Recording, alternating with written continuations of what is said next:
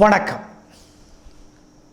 கற்பது தமிழ் நிகழ்வில் குரலின் குரல் என்கிற தலைப்பிலே உங்களோடு உரையாட வருகிறோம். அன்பு, அக்கறை, பாசம், பிரியம், காதல், இப்படியாக பலவித பெயர்கள் அதற்கு உண்டு. அந்த பெயரையெல்லாம் தாங்கி நிற்கிற ஒற்றை சொல் அன்பு. அன்பு என்பதனுடைய வெளிப்பாடு எப்படி இருக்கும்? அன்பினுடைய வேர் என்ன என்றால், அன்பின் வழியது உயிர்நிலை, அஃதிலார்க்கு என்புதோல் போர்த்த உடம்பு.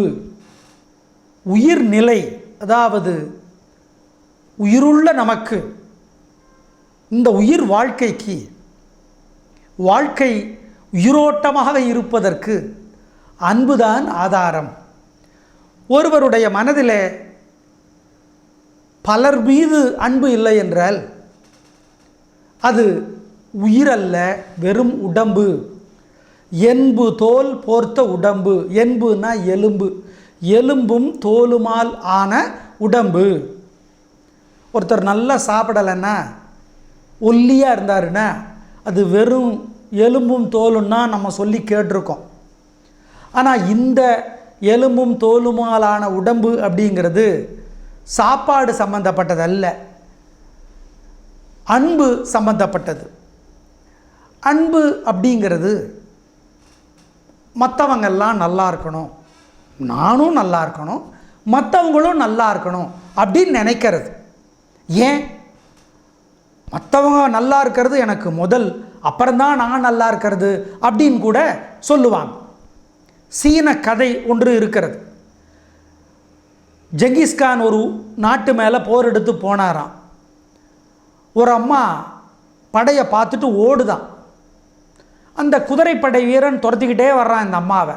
இந்த அம்மாவோட ரெண்டு பக்கமும் ரெண்டு குழந்தை, இடுப்போட வலது பக்கம் ஒரு குழந்தை, இடுப்போட இடது பக்கம் ஒரு குழந்தை. ரெண்டு குழந்தையும் தூக்கிக்கிட்டு இந்த அம்மா ஓடுது. அவசரத்தில் ஓட முடியாததுனால ஒரு குழந்தைய பாதி வழியிலே விட்டுட்டு இன்னொரு குழந்தைய தூக்கிட்டு ஓடுது. குதிரைக்காரன் பிடிச்சிடுறான். குதிரை வேகத்தில் வரும்போது அம்மாவால் ஓட முடியுமா? முடியல. யார் இந்த ரெண்டு குழந்தைகள்னு கேட்குறான் படை வீரன். அந்த அம்மா சொல்லுது, இதில் ஒரு குழந்தை என்னோட குழந்தை தெரியுது, உன் இடுப்பில் இப்போ இருக்குதே அது உன்னோட குழந்தை, நீ வழியில் விட்டுட்டு வந்தியே அது உங்களுக்கு தெரிஞ்சவங்களோட குழந்தை அப்படின்னாரான் அந்த படை வீரன். அதுக்கு அந்த அம்மா சொல்லிச்சான், இல்லை இல்லை, என் இடுப்பில் இப்போ இருக்கே அது என்னோட பக்கத்து வீட்டு குழந்தை, எப்படியாவது உன் குழந்தைய காப்பாற்றிடுறேன்னு சொல்லி பக்கத்து வீட்டு அம்மாவுக்கு நான் வாக்கு கொடுத்தேன். அந்த அம்மா செத்து போச்சு, என்னால் தூக்கிட்டு ஓட முடியலங்கிறதுக்காக என்னோட குழந்தைய பாதி வழியில் விட்டுட்டேன், பக்கத்து வீட்டு குழந்தைய தூக்கிட்டு ஓடி வந்துக்கிட்டு இருக்கேன்னுச்சான். அந்த படை வீரன் அந்த அம்மாவை பார்த்து கைகூப்பி கும்பிட்டுட்டு திரும்பி போயிட்டானான். அந்த படை வீரன் தான் ஜெங்கிஸ்கான் என்று சொல்லுகிறார்கள். ஆக அதான் அன்பு. தன்னுடைய குழந்தை செத்தால் கூட பாதகமில்லை, ஆனால் வாக்கை காப்பாற்ற வேண்டும்.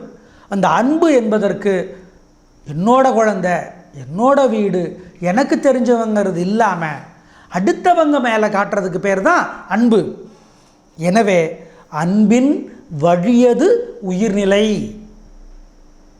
ஒரு தெருவில் ஒருத்தரோட வீட்டில் கல்யாணம் நடந்துச்சுன்னா அல்லது ஒரு நல்ல காரியம் நடந்துச்சுன்னா அந்த எல்லா வீடுகளுக்கும் அழைப்பு தரணுமா இல்லைங்களா?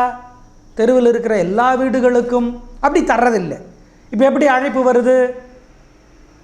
இந்த மாதிரி ஒரு நல்ல காரியம் நடக்குது, எல்லாரும் அவங்க வீட்டிலிருந்தே வாழ்த்துங்க அப்படிங்கிறான்.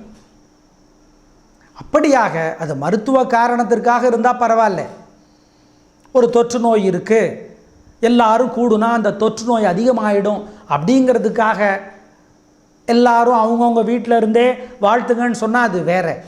ஆனால் எனக்கு என் வீடு அவ்வளோதான், இந்த பக்கம் யார் இருக்கா, இதுக்காப்பில் யார் இருக்கா, இந்த பக்கம் யார் இருக்கா, எனக்கு அதை பற்றியெல்லாம் அக்கறை கிடையாது, நாங்கள் அடுத்தவங்க விஷயத்தில் தலையிட மாட்டோம் அப்படிங்கிற போர்வையில் அக்கறை இல்லாமல் இருப்பது தப்பு. சார் அதில் பல பிரச்சனை வருங்க, அதில் வம்பு வருங்க, வழக்கு வருங்க. ஆமாங்க, வரதாங்க செய்யும். ஒரு வண்டி இருக்குது, ஒரு சைக்கிள் இருக்குது, எடுத்து நிறைய தூரம் ஓட்டணும்னா அதில் சில பிரச்சனைகள் வரதான் செய்யும். ஓட்டாமல் அப்படியே சைக்கிளை வச்சுருந்தா ஒரு பிரச்சனையும் வராது. அதுக்காக சைக்கிளை ஓட்டாமல் இருக்க முடியுமா? ஓட்டி தானே ஆகணும். ஓடுவதனால் வருகிற பிரச்சனைகள் அதை தீர்க்கத்தான் வேணும். அதுக்காக ஓட்டாமல் இருக்க முடியாது. அதனால தான் அன்பு காட்டுங்கள், அக்கறை காட்டுங்கள். எதிர்த்த வீட்டில் யார், பக்கத்து வீட்டில் யார், இந்த பக்கத்தில் யார் தெரிஞ்சுக்கலாமே. அதெல்லாம் நான் தெரிஞ்சுக்க மாட்டேன். ஆஸ்திரேலியாவில் என்ன நடக்கிறது, அமெரிக்காவில் என்ன நடக்கிறது, உங்கள் அப்பார்ட்மெண்ட்டில் என்ன நடக்குது தெரியாது. ஆனால் ஆஸ்திரேலியாவிலும் அமெரிக்காவிலும் என்ன நடக்கிறது என்பது மட்டும் தெரிந்தால் போதுமா? போதாது. உங்களுடைய அக்கறை, உங்களுடைய அன்பு உங்களை உயிரோட்டமாக வைத்திருப்பதற்கு நீங்கள் தயவு செய்து உங்கள் தெருவில் இருக்கிறவர்களையாவது தெரிந்து கொள்ளுங்கள். அவர்கள் யார், அவர்களுடைய வாழ்க்கையின் மீது அக்கறை காட்டுங்கள், அன்பு காட்டுங்கள். அப்போ தான் நீங்கள் வாழ்கிறீங்க, இல்லைன்னா இருக்கிறீங்க. அவ்வளவுதான்.